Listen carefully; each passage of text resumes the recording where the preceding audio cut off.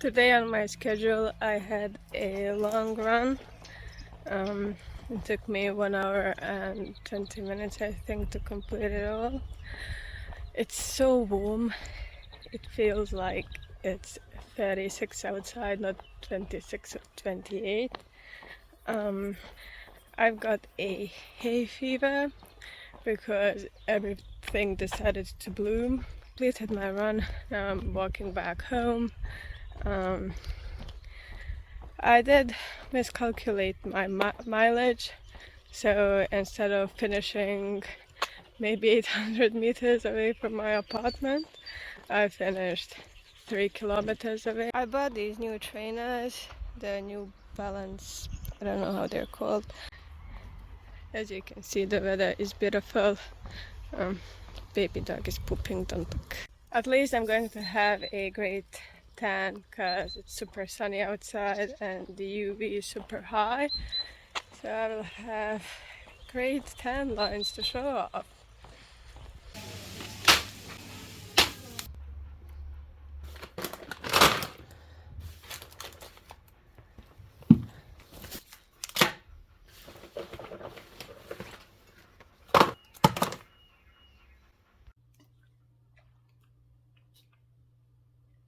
I'm debating currently if I'm going to have a shower and then eat, or should I eat and then have a shower.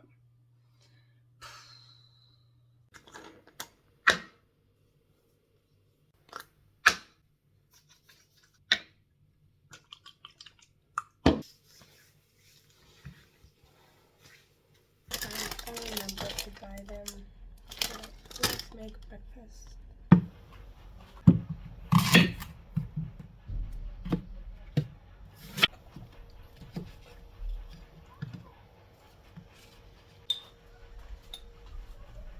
Just a snack while I make my actual breakfast.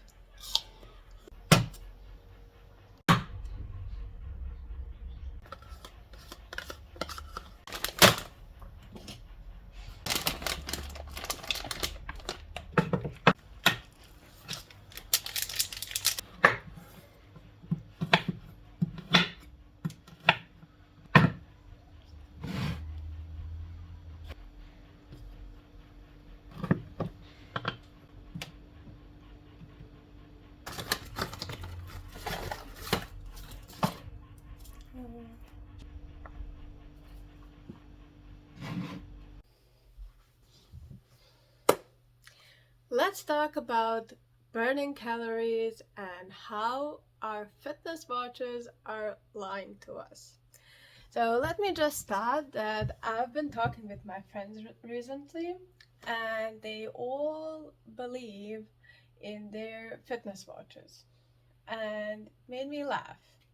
Because if you ever went on Google and checked the accuracy of your fitness watch, well, you would find out that doesn't matter how much you pay for your fitness smartwatch or whatever you buy, well, it's going to be inaccurate.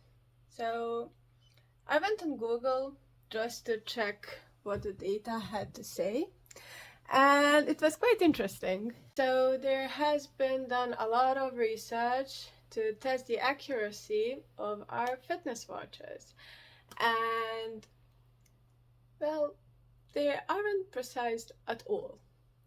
Our fitness watches track our calories. Actually, they calculate our calorie expenditure based on the heartbeat. But there is a minimum of 20% error when tracking your heartbeat. And what does that equal to? 100% of misleading data when it comes to your calorie expenditure. And the only way to actually track your burned calories is by going to the laboratory and doing some tests.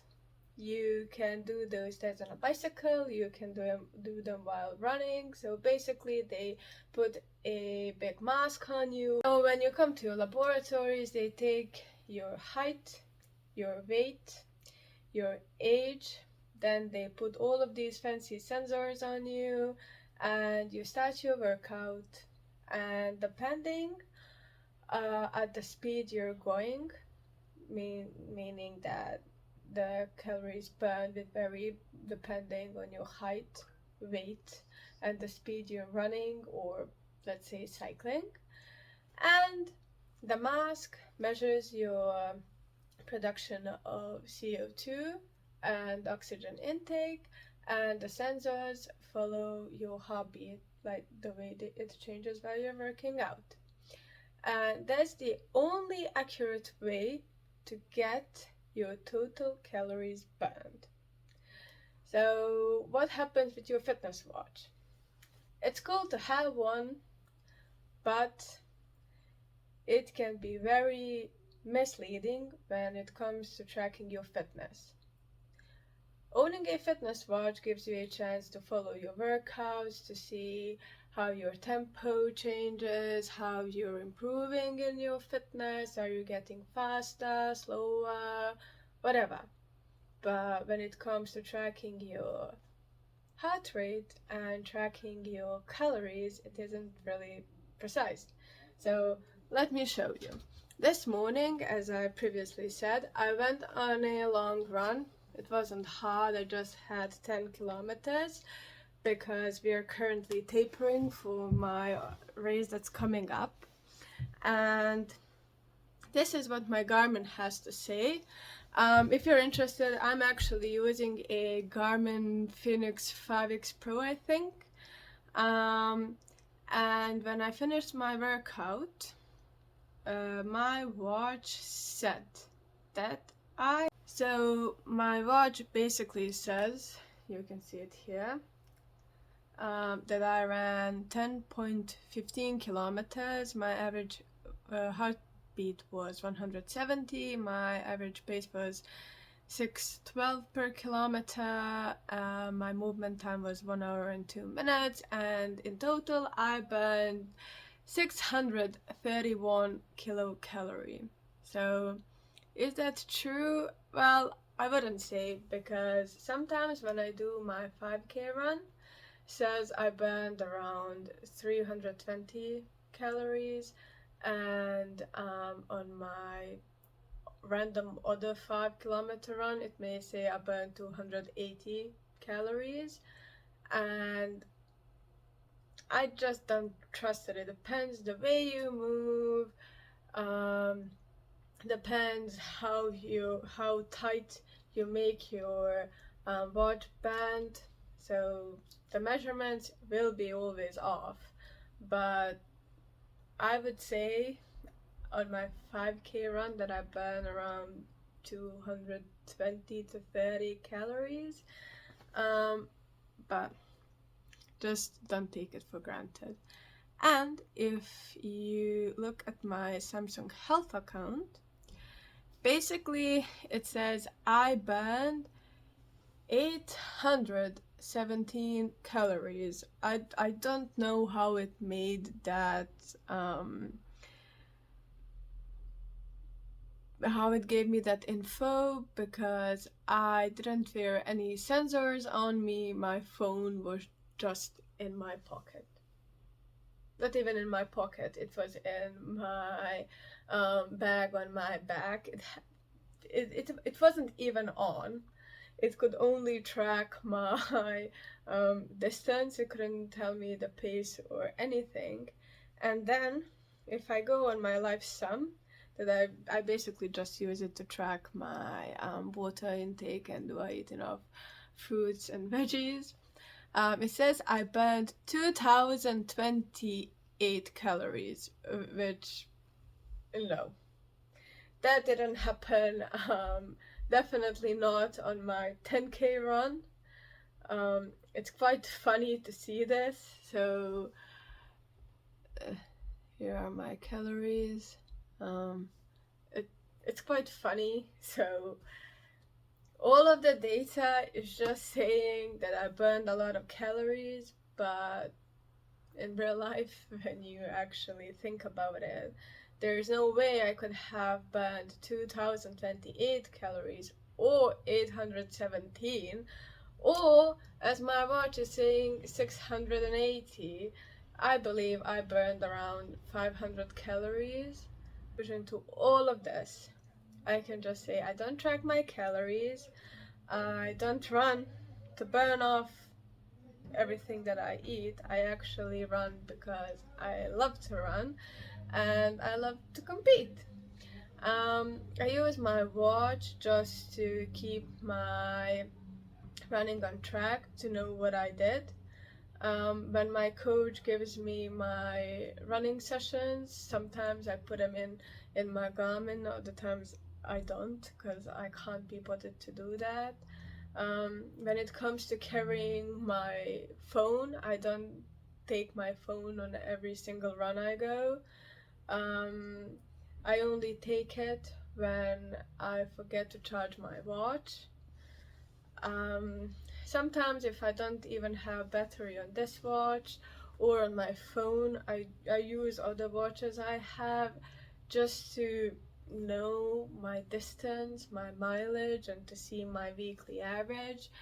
Um, I don't really trust my watch when it comes to my average heartbeat either. I see people turning their watch inside, so the sensor is located on the inside part of their wrist to, to be more precise or whatever. But you actually need to wear one, two, three sensors on your body to actually get a precise reading of your average heartbeat. So is it worth investing in a good smartwatch? Well, it depends on your goals and why are you buying it. If you have money, sure, buy it. Like spend a 5 grand on a watch just to have it. But if you actually have all of that money to spend, I would advise you to go in laboratory in the testing facilities and actually to test your lactate threshold, like lactate buildup and stuff, measure your blood glucose to get a precise data about your zone 1 to zone 6 running, and that's the only way you will get the precise data you're actually looking for. If you're just starting to run, you don't need any fancy gadgets. Actually, you can just carry your phone to know the distance you're going to run, to see your speed. But if you're at the beginning of your running career, if you just want to run for fun, well, you don't even need a phone. Just bring a watch, like a random regular watch, just to see what's the time. When do you have to come back home?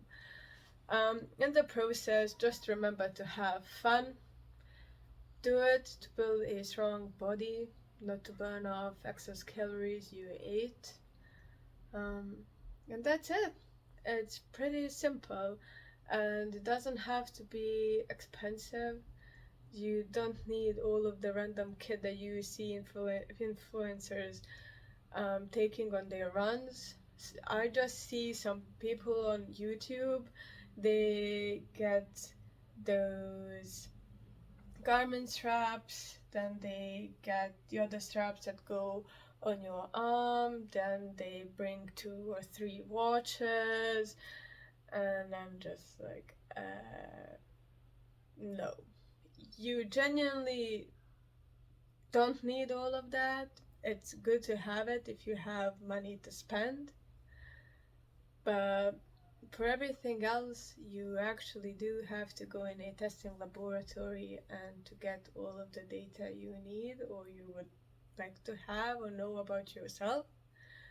But if you're not competing, then just have fun. If you want to go faster, then find a coach that will give you the correct training you need to become faster. Everyone's fitness goals are different. Some people just like to analyze data, that's why they carry all of those sensors, and others, well, they just like to run. And Fun fact, a person who finished third on a London marathon carried a regular watch.